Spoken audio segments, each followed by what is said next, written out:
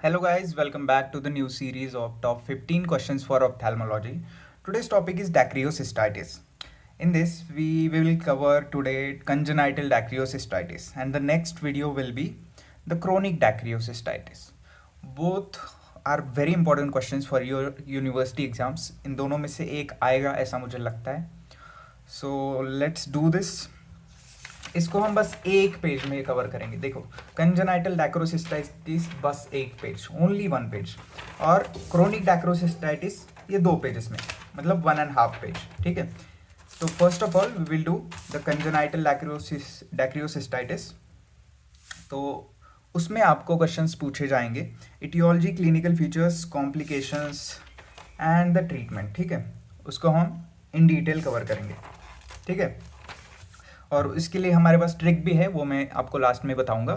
So let's do this. First of all definition, dacryocystitis क्या होता है?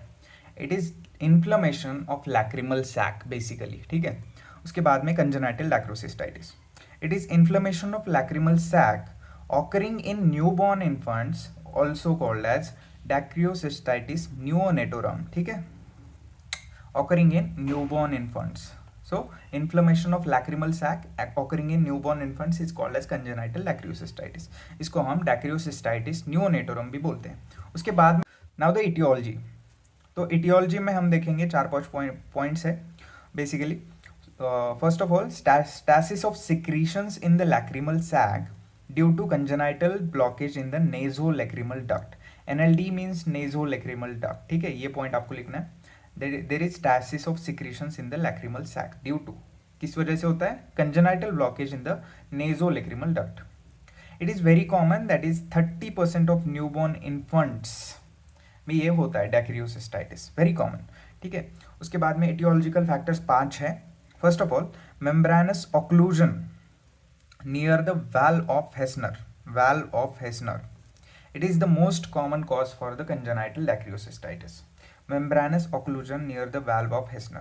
उसके बाद में है presence of epithelial debris, complete non-canalization, bony occlusion which is rare etiological factor, and the common bacteria associated with, AW means associated with congenital dacryocystitis are, first one is staphylococci, pneumococci and streptococci. ये तीन bacteria commonly associated रहते हैं congenital डैक्रोसिस्टाइटिस के लिए. ठीक है. उसके बाद में हम देखेंगे इसके clinical features. It usually presents as mild grade chronic inflammation. ठीक है. It usually presents as mild grade chronic inflammation. तो इसके फीचर्स हमें 3 लिखने हैं. एक तो epiphora, regurgitation test is positive and swelling on the sac area, that is lacrimal sac area. ठीक है. फर्स्ट ऑफ ऑल, इपीफोरा क्या होता है? Copious mucopurulent discharge from the eyes, it's epiphora. ठीक है. Then regurgitation test is positive. इसका मतलब क्या है? That is pressure on the lacrimal, when we apply the pressure on the lacrimal sac, the purulent discharge regurgitates from the lower punctum. ठीक है. तो ये होती है रीगर्जिटेशन टेस्ट. बेसिकली हम प्रेशर देते हैं लैक्रिमल सैक पे और डिस्चार्ज के लिए मतलब ऑब्जर्व करते हैं. अगर डिस्चार्ज रीगर्जिटेट हो रहा है लोअर पंक्टम से तो ये टेस्ट पॉजिटिव होती है. उसके बाद में है swelling on the sac area, that is lacrimal sac area पे स्वेलिंग दिखेगी आपको. तो 3 इसके क्लिनिकल फीचर है. ERS से आप याद रख सकते हैं, epiphora, regurgitation test is positive and swelling on the sac area. उसके बाद में है differential diagnosis. DD means differential diagnosis. उसमें other causes of watering in early childhood. Basically epiphora means watering है. ठीक है. तो अर्ली चाइल्डहुड में अदर कॉजेस क्या है वाटरिंग के? Ophthalmia neonatorum and congenital glaucoma. ठीक है. तो ये इसके डिफरेंशियल डायग्नोसिस है, ophthalmia neonatorum and congenital glaucoma. उसके बाद में हम देखेंगे complications. If not treatment in time, मतलब अगर ट्रीटमेंट हम टाइम पे नहीं देंगे तो हमें ये कॉम्प्लिकेशंस देखने को मिलेंगे. First of all, recurrent conjunctivitis, acute or chronic dacryocystitis, DC means dacryocystitis, and lacrimal abscess and fistulae formation. ये 3 आपको कॉम्प्लिकेशन लिखने हैं. रिकरेंट कंजक्टिवाइटिस, acute और chronic dacryocystitis and lacrimal abscess और fistulae formation.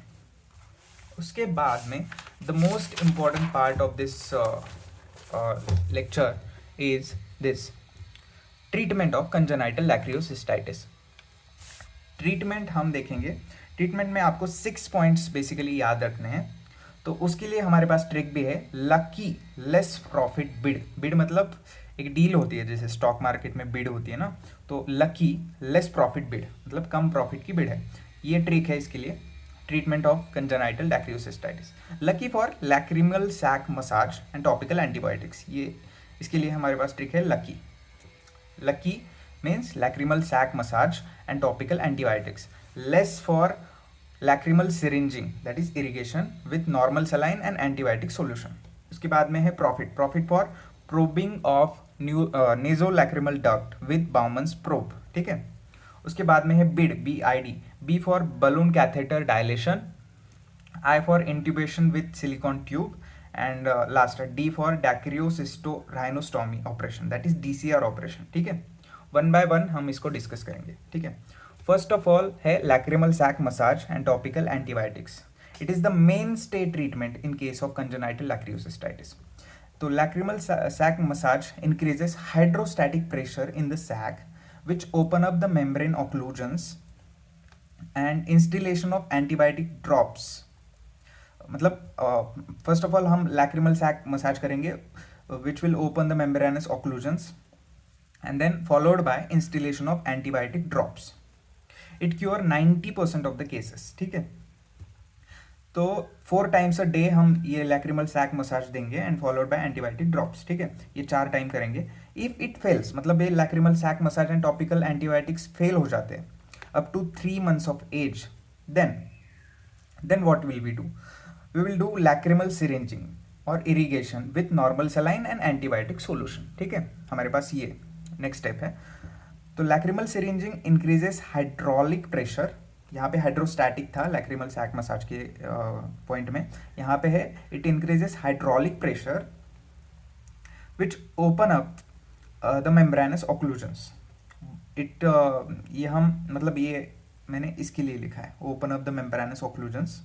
और उसके बाद वंस अ वीक और वंस इन 2 weeks, ये कब तक करेंगे हम? वंस अ वीक और once in 2 weeks lacrimal syringing, ठीक है।